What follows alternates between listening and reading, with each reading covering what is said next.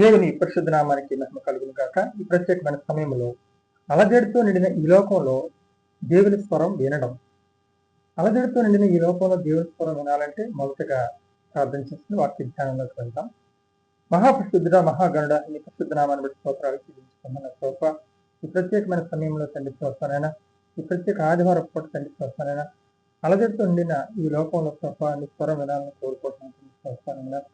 చేరుతున్న ప్రతి బిడ్డను దీవించి ఆశీర్వదించిన అయ్యా, మీరు మాత్రమే మహిమ గంట ప్రభావం పొందండి. ఈ సమయంలో ఈ మందిరం అంతా ఈ పరిశుద్ధాత్మతో నింపమని యేసయ్యనామమున అడిగి వేడుకొంచున్నాము తండ్రి. ఆమేన్. దేవుని పరిశుద్ధ నామానికి మహిమ కలుగును గాక. ప్రియ సంఘస్థులందరికీ దేవుని పక్షాన, సంఘ పక్షాన వందనాలు తెలియజేసుకుంటున్నాం. ఈ దినము అలజడితో నిండిన ఈ లోకంలో దేవుని స్వరం వినే అంశాన్ని మనం ధ్యానించేటప్పుడు మొదటి రాజుల గ్రంథంలో 19వ అధ్యాయంలో దేవుడు మరి ఏలియా పక్షాన, ఏలియా ఏ విధంగా ఈ లోకంలో జీవించాడు, అనేక మంది బయలు ప్రవక్తలను చంపించిన తర్వాత మరి ఆయన్ని కూడా చంపేయాలని చెప్పి చూసినప్పుడు ఆయన మరి పారిపోవటం జరుగుతుంది. 40 రాత్రులు 40 పగళ్ళ ప్రయాణం చేసి ఏలియా ఈ లోకంలో మరి ఆయన గొప్ప సాక్ష్యాన్ని చాటుకున్నాడు. ఆయన తినడానికి ఏమీ లేనప్పుడు నరపుతుడా అని చెప్పి దేవదూతలు ప్రత్యక్షమై ఆయనకు ఆహారాన్ని ఇచ్చినట్టుగా తెలియజేస్తున్నాయి దేవుని లేఖనాలు. అయితే ఇక్కడ ఏలియా వెళ్తూ ఉండగా ఒక గుహలో దాక్కున్నప్పుడు దేవుడు మాట్లాడుతున్నాడు. నువ్వు ఇక్కడ ఏం చేస్తున్నావు అని ఉన్నప్పుడు, ప్రభువా మరి నేను నా పరిస్థితి ఇదని చెప్పి తెలియజేసుకుంటున్నట్టుగా మనం చూస్తున్నాం. ఇక్కడ మరి ఆయన దేవుడు ఏమని కోరుతున్నాడంటే, ఏలియాను వెళ్ళి ఆ పర్వతం మీద ఉండయా అంటున్నాడు. ఏలియాను వెళ్ళి ఆ పర్వతం మీద ఉండు అన్నప్పుడు ఆ పర్వతం మీదకి నిజంగానే చేరుకుంటాడు దేవుని మాట విన్న ఆ యొక్క మరి ప్రవక్త. ఏలియా ఎప్పుడైతే ఆ పర్వతం మీద చేరటం జరిగిందో వెంటనే మహాభూకంపం జరగటం, గొప్ప ఉరుములు మెరుపులు రావటం, పెనుగాలు రావటం, శిలలు పగిలిపోవటం జరుగుతున్నప్పుడు మరి ఈయనేమని కోరుకుంటాడంటే, ఈ పెనుగాలిలో దేవుడు నాకు ప్రత్యక్షం అవుతాడా అని చూస్తాడు. దేవుడు ప్రత్యక్షత లేదు. ఈ ఉరుములో దేవుడు ప్రత్యక్షం అవుతాడా అని చెప్పి చూసినప్పుడు దేవుని ప్రత్యక్షత ఆయన కనపడదు. మరి ఈ మరి మెరుపులో ప్రత్యక్షం అవుతాడని చెప్పి ఎన్నోసార్లు దేవుని ప్రత్యక్షత కోసం ఏ పర్వతం మీద వేస్తున్నాడో ఆ పర్వతం మీద దేవుని కోసం ఎదురు చూస్తున్నప్పుడు ఒక మెల్లని స్వరం వినపడుతుంది. మెల్లని స్వరం వినపడి ఎవరంటే, నువ్వు వెళ్ళి సిరియాకి ఎవరిని రాజులు చేయాలి, ఇశ్రాయేలుకి ఎవరిని రాజులు చేయాలని చెప్పి ఒక ప్రత్యేకమైన ప్రణాళిక మరి ఏలియాకి తెలియజేశాడు అన్నమాట. మెల్లని స్వరము, అతి భయంకరమైన మరి పెనుగాలుల్లో, అతి భయంకరమైన ఉరుముల్లో, మెరుపుల్లో శిలలు బద్దలైతే సందర్భంలో దేవుని మెల్లని స్వరము వింటూ ఉన్నాడు. అదే రీతిగా దావీదు కీర్తనకారుడు 29వ అధ్యాయంలో ఏం రాస్తాడంటే, దేవుని స్వరముకున్న ప్రత్యేకత రాస్తున్నాడు. దేవుని స్వరముకున్న ప్రత్యేకత, ఆ స్వరం యొక్క మాధుర్యము, అది ఉరుముతో కూడినది, అది గర్జనతో కూడినది.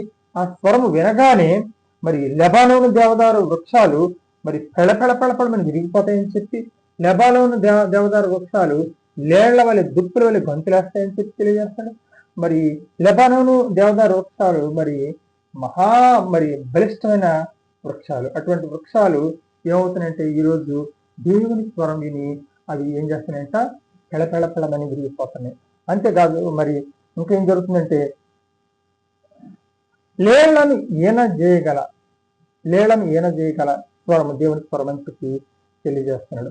అంటే దేవుని స్వరానికి ఎంత మరి బలం ఉందో, ఆ స్వరములు ఎంత మాధుర్యం ఉందో, ఆ స్వరము ఉరుముతో కూడినది, ఆ స్వరము గర్జనతో కూడినది, ఆ స్వరము అనేక భాషలను మరి పలికింపగలదు.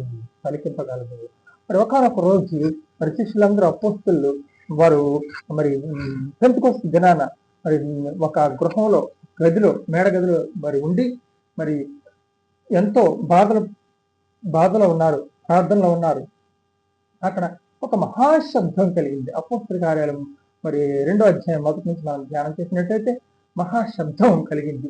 ఆ మహాశబ్దం ఏంటా అని చెప్పి పెంతెకొస్తు పండుగను ఆచరించడానికి వచ్చిన అనేక మంది, అనేక దేశాల వాళ్ళు, అనేక ప్రాంతాల వాళ్ళు, లిబియా వాళ్ళు, కురేనియా వాళ్ళు, పంపులియా వాళ్ళు, మరి ఇవందరూ మెస్తోమియా వాడు వీళ్ళందరూ వచ్చి అక్కడ మరి చూస్తున్నారనమాట. ఏంటా ఈ శబ్దం చూసినప్పుడు శిష్యులు అపోస్తులు ఏం చేస్తారంట, అనేకమైన భాషలు మాట్లాడుతున్నారంట. దేవుని కార్యముల యొక్క ప్రత్యేకత, దేవుని కార్యముల గురించి అనేక భాషల్లో చెప్తున్నప్పుడు కొంతమంది అనుకున్నారంట వీళ్ళు తాగి మద్యాన్ని సేవించి వీళ్ళు మాట్లాడుతున్నారని చెప్పి అనుకోవడం జరిగింది. అది కాదు సుమా.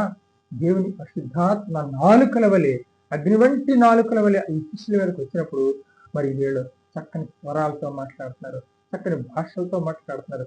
దేవుని కార్యములను అనేక భాషల్లో చెబుతున్నప్పుడు అనుకున్నారంట ఇదేంటి వీళ్ళు మా భాషలో మాట్లాడుతున్నారు, ఈ శిష్యుల్లో ఇతను నా భాషలో మాట్లాడుతున్నాడు, ఇది మా భాష కదా, ఇది మా భాష కదా అని చెప్పి అనేక భాషలు తెలిసిన వాళ్ళందరూ శిష్యులు ఏ రకమైన భాషలు మాట్లాడుతున్నారో ఆ భాషల్ని విని అర్థం చేసుకుని ఈ శిష్యులు గలిలయ వాళ్ళు కాదా అన్నారు. గలిలయ శిష్యులు గలిలయలో వాళ్ళు కాదా? ఈ గలిలయ వాళ్ళు మరి ఇన్ని భాషలు ఎలా మాట్లాడుతున్నారు, దేవుని ప్రత్యేక గొప్ప కార్యాలను మా భాషలో చెప్తున్నారంటే మా భాషలో చెప్తున్నారని చెప్పి అక్కడ అనేక మంది ఆశ్చర్యపోయారు. అనేక మంది వీళ్ళు తాగుబోతులు, వీళ్ళు తాగి మద్యంతో అనేక రకాల భాషలు మాట్లాడతారని చెప్పి అనుకోవటం జరుగుతుంది. ప్రియ స్నేహితులారా, ఈ దినము మనము దేవుని స్వరం వినగలుగుతున్నామా? ఎందుకంటే ఈ లోకంలో అనేకమైన అలజడులు మన చుట్టూ ఉంటున్నాయి, అనేకమైన ఇబ్బందులు ఉంటున్నాయి, అనేక భయంకరమైన వార్తలు వింటున్నాము, అనేక భయంకరమైన వాతావరణంలో ఉంటున్నాము, ఎండ వేడిమిలో ఉంటున్నాము, మరి చాలా బాధల్లో ఉంటున్నాము, అప్పుల్లో ఉంటున్నాము, వ్యాధుల్లో ఉంటున్నాము.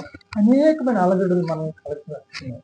అనేకమైన అలజడులు మనల్ని కలిసి వస్తున్న సందర్భంలో మనం ఆ సందర్భంలో కూడా ఇవన్నీ పక్కన పెట్టి ప్రభువాని స్వరం వినాలి కోరుకుంటే కనుక ఎంత అలజడిలోనైనా దేవుని స్వరం తెలుస్తానని కోరుకుంటున్నాడు.